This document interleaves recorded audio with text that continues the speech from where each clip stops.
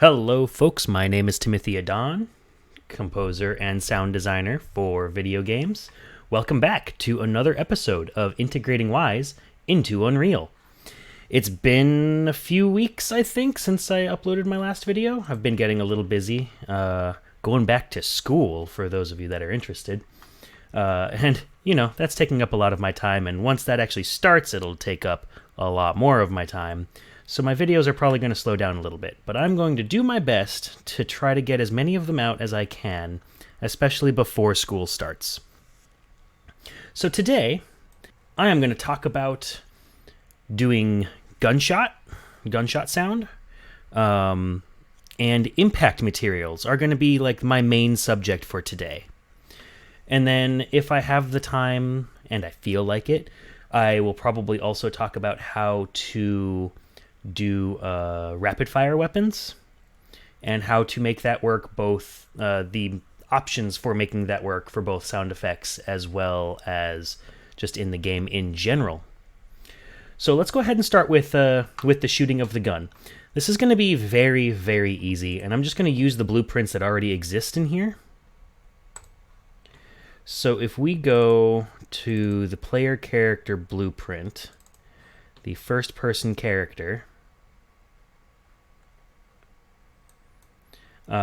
we have spawn projectile right here. So this is where you shoot. You input action fire, that's the left mouse button, or input touch if you're using a touch screen.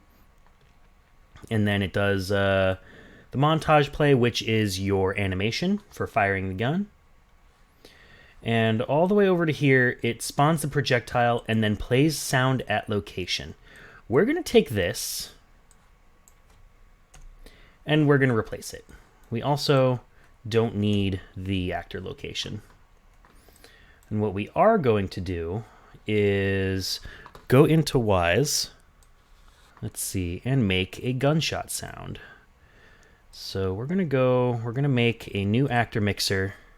And like, you could probably skip ahead. I imagine most of you know what I'm going to be doing right here. Weapons. All I'm going to be doing is putting in a random container, or a blend container, filled with random containers that have my gunshot recordings. And then we'll do other stuff with that later, but I just want to make sure that the gunshot works first. Random container. Hi. Oh, wait, hold on. Nope, not there yet. Blend container. We're going to rename this single shot. And we'll put another blend container in here for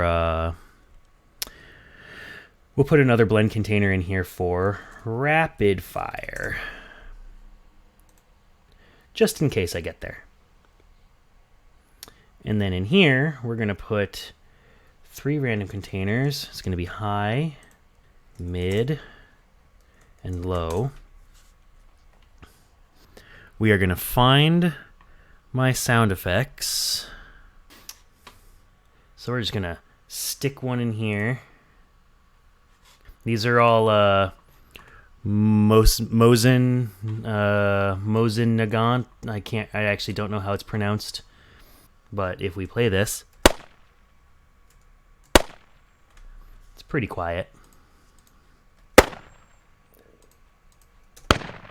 They're all different mic positionings for a single shot rifle.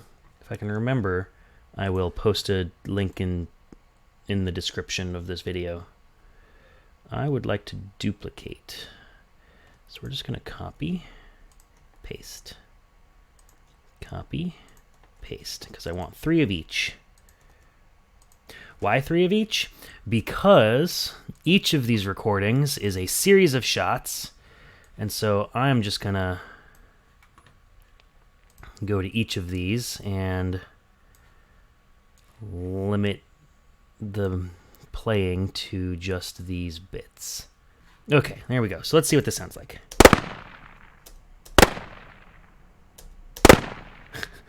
Okay, I didn't do the timing perfectly, but you know what? That's fine. So now we need events. So we are going to new event, play. And this one is going to be fire single shot. And nope, stop it. I did not say that you could do that. There we go. And then we're gonna put a new event, play, fire, rapid fire. And then go to the sound bank, generate, open up the Wwise picker, be smart, create a folder, weapons, rapid fire, single shot, rapid fire, open up my first person character again, go to weapons, and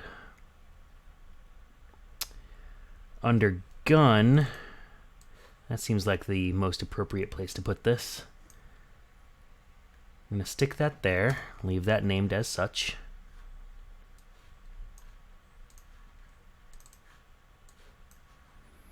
And same thing here. Okay, so now that I have those appropriately placed, for now we're just going to do single shots. We're going to take this, I'm going to put it right there.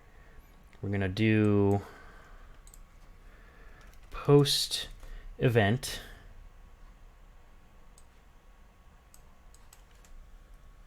and I'm going to make mistakes. Fire single shot. The actor is going to be self. Compile, save, and now theoretically, oh wait, almost forgot to generate my sound banks. Don't forget to do that. And sound bank generation complete. Let's go. It works. Next thing we need to do is, I don't want the balls to bounce. I want them to just go straight.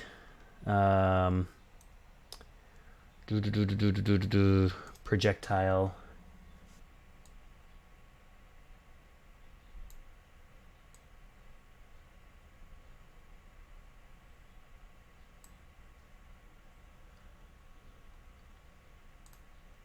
Gonna turn off bouncing.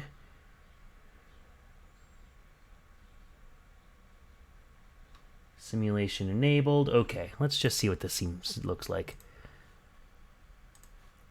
I don't really know the projectile functions all that well. Actually, that's pretty cool.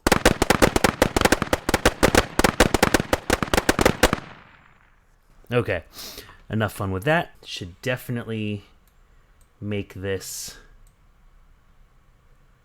be destroyed on impact. Don't need any of this, actually.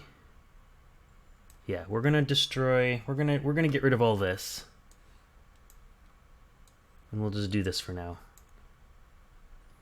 Event hit.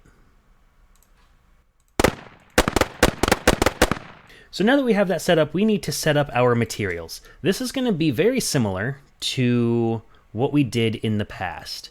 We need to go to project settings. And I'm going to be, I put together these walls, you might have noticed, I didn't mention it earlier. I put together these walls to be target practice. This one's going to be wood, this one's going to be brick, this one's going to be metal.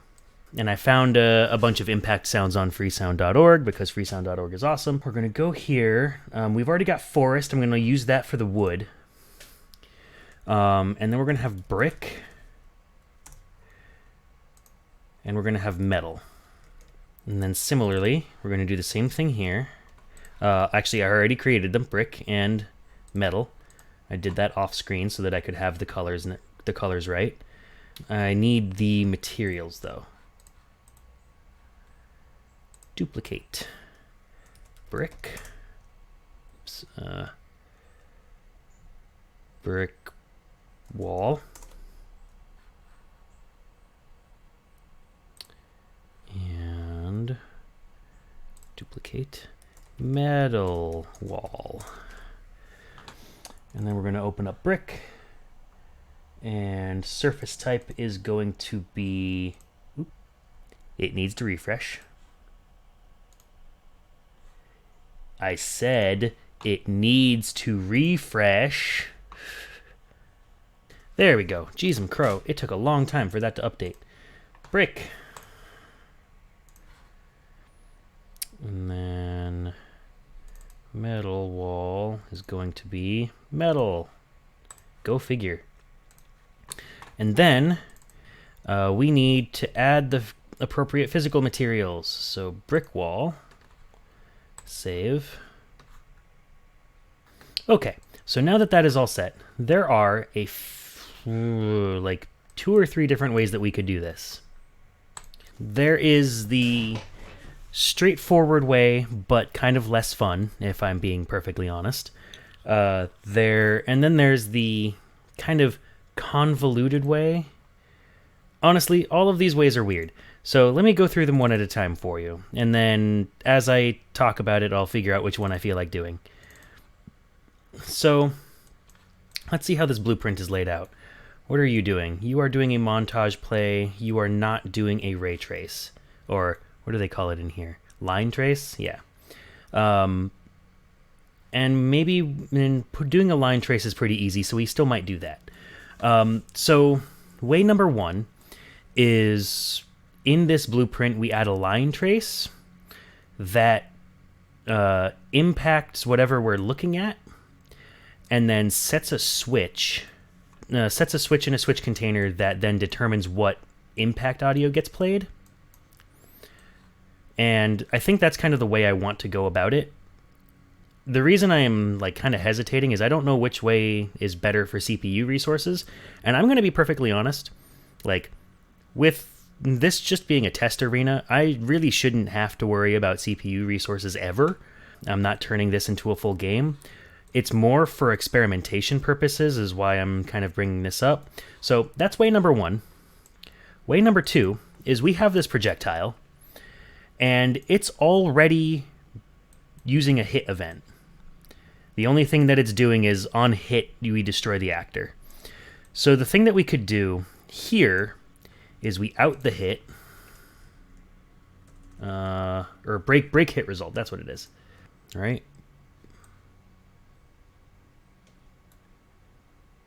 Yeah, and then from here we get the physical material that we hit, and then we use that to call a function that will then play a Wwise event based on what physical material you hit.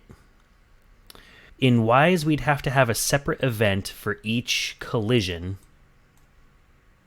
for each material, which just sounds lame to me, if I'm being perfectly honest, so I'm not going to do that. But that is one way that you could do it.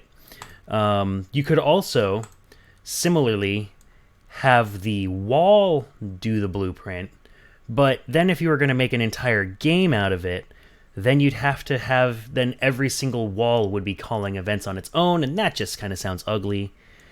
Doesn't sound good at all. So we're going to do the first way I mentioned, which is a line trace. I think we're going to do it right here.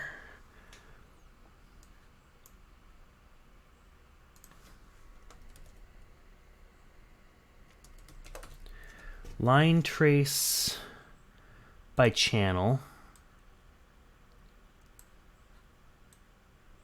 Also, you know what? We're going to get rid of this. I'm not using this. Oh my god. Just get out of my life. There we go. Get out of here. Get out of here. Get out of here. Okay, there we go. That simplified things a little bit. There was just too much going on there. So as far as the line trace is concerned, we want to start... I don't remember how this works. Give me 1 second while I figure out how this works. And basically, we're getting the player camera manager, and then in one direction, we're going to get camera location, which is the start point for the line trace.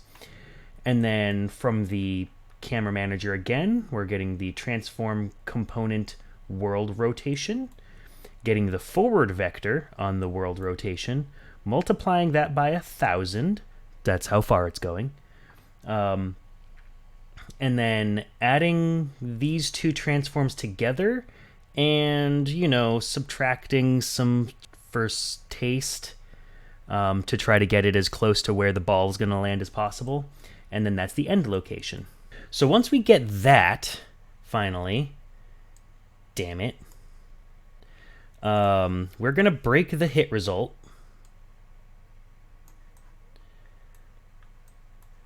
And then we're going to set switch, which we haven't created, mind you. We have not created this in Wwise yet. Set switch. And again, we haven't created this, but the switch group is going to be collision underscore material. And the switch state is going to be the physical material. Are you going to let me do this? Names. So I need to convert this into a name. Get surface type, which makes an enum. I forgot that text or objects cannot be converted to name, but enums can be converted into name type. So we and I remembered that because that's exactly what we're doing with the footstep switch. So we line trace by channel. We get the surface type that we hit when we do the line trace. And then we take that enumeration value, turn it into a name, and set that as the switch state. And then we spawn the projectile. And then what we want to do is we're going to compile this and save it. We're going to open up the first-person projectile. When this hits a thing, we're going to post event. It's going to come from self.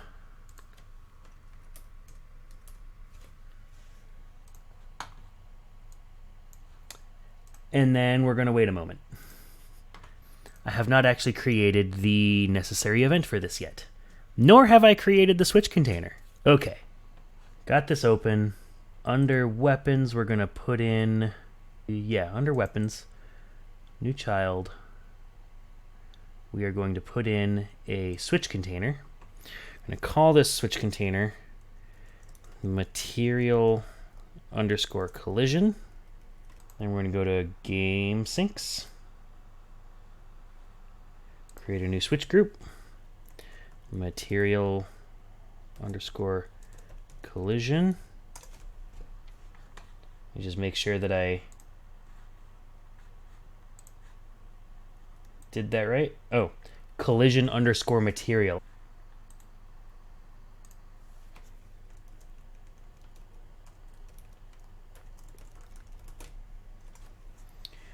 And then in there, we need to make sure that we name our switches exactly as we have them in project settings.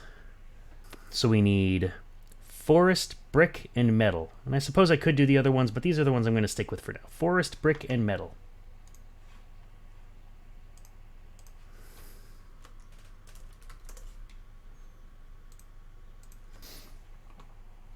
Okay, so now that we have that set up, we go here.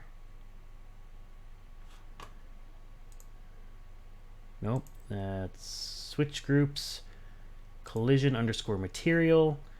Default, I'm going to set to brick, because I think that'll be the most unassuming. And then I have some recordings that I grabbed. I haven't actually even looked at these yet, so I don't know how good they are. Wood chop, sure.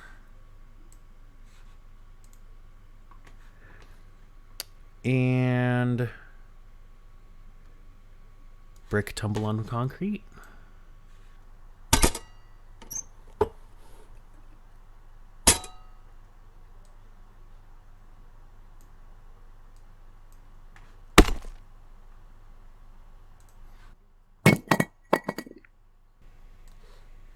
metal,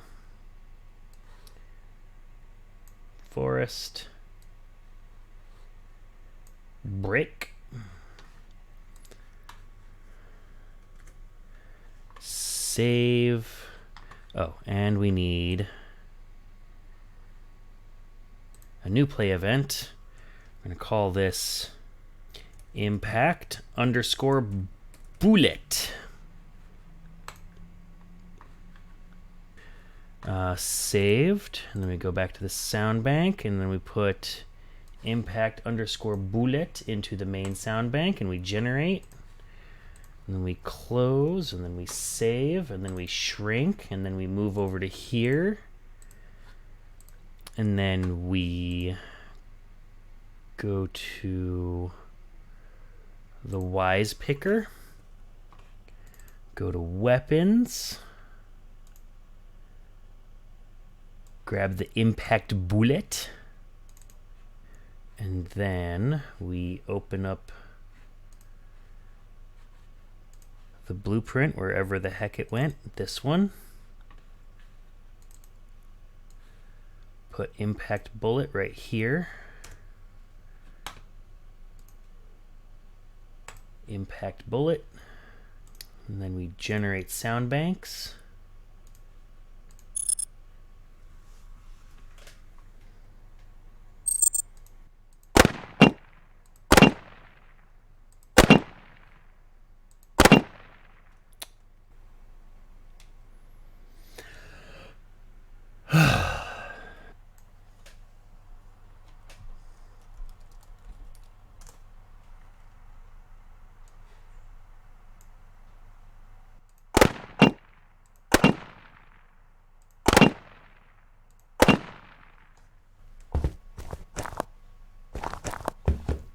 So this is an interesting problem because somebody in one of my previous videos messaged me and was having a problem where the switches weren't working.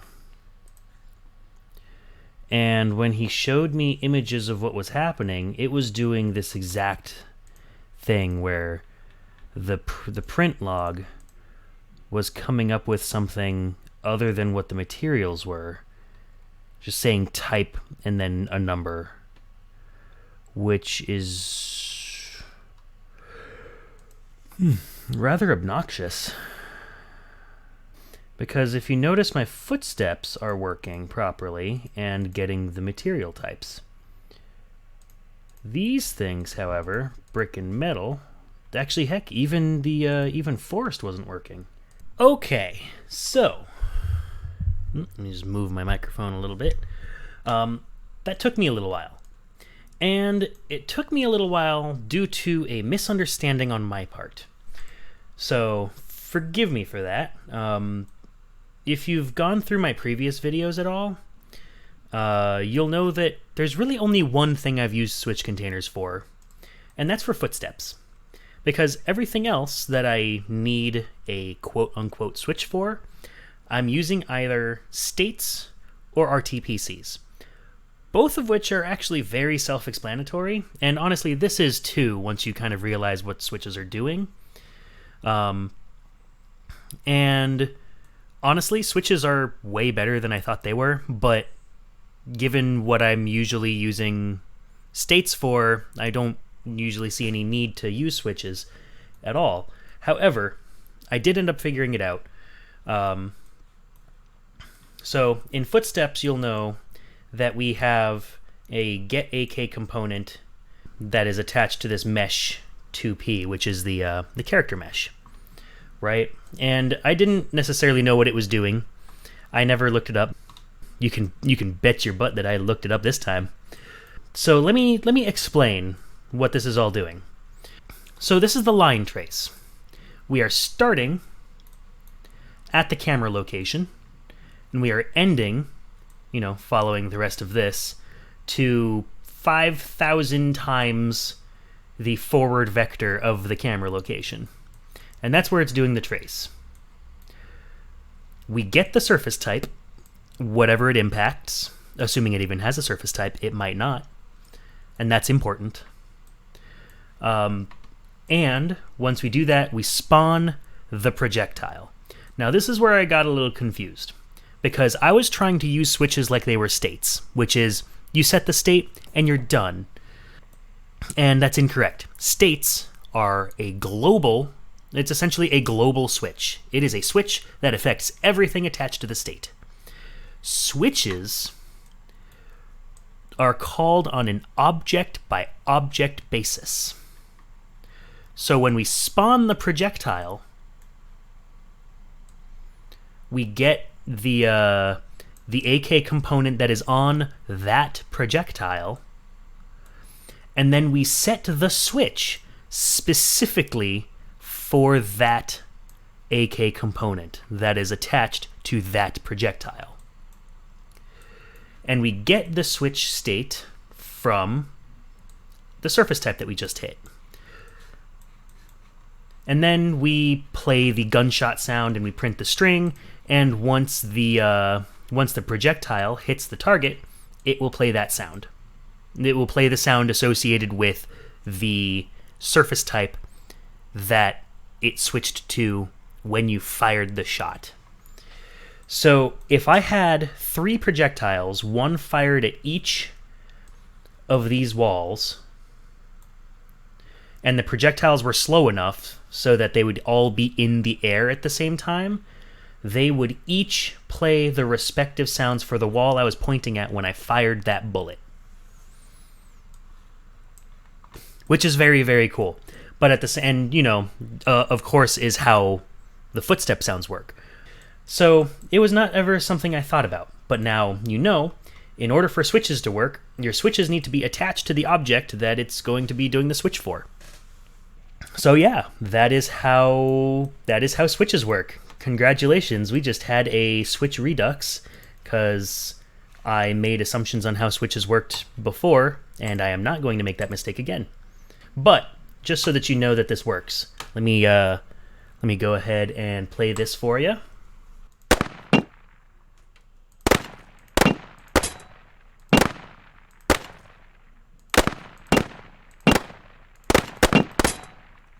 And there you have it.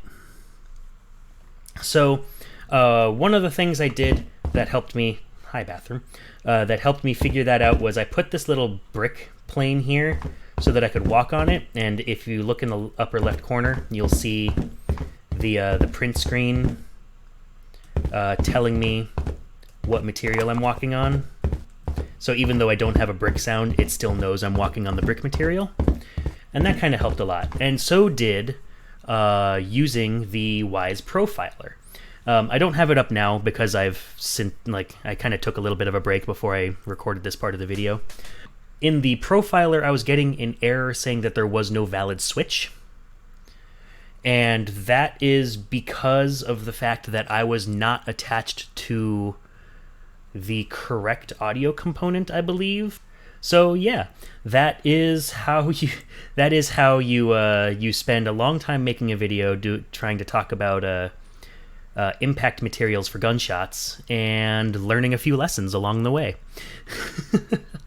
So this video is getting a little long, and I know that I said that I was going to do rapid fire weapons at the beginning of this video, and I even prepared for it and everything, but I kind of want to do that as a separate video, and mostly because at some point I'm going to want to talk about CPU resources, and shut up phone, and I feel like something like that, where you're going to end up calling the same audio file over and over and over again hundreds of times, or potentially do that, is probably going to be a good thing to talk about when we get to the topic of CPU resources.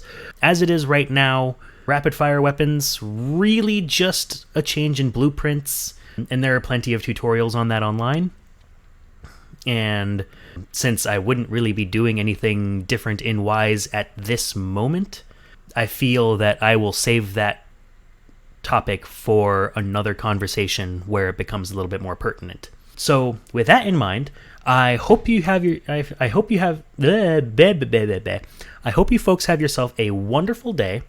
And if you have any questions, comments, or concerns, or have any other topics that you would like to have in a video, then please feel free to comment on this video. Shoot me an email at timothyadon@gmail.com. And yeah, I look forward to hearing from you soon. Bye-bye!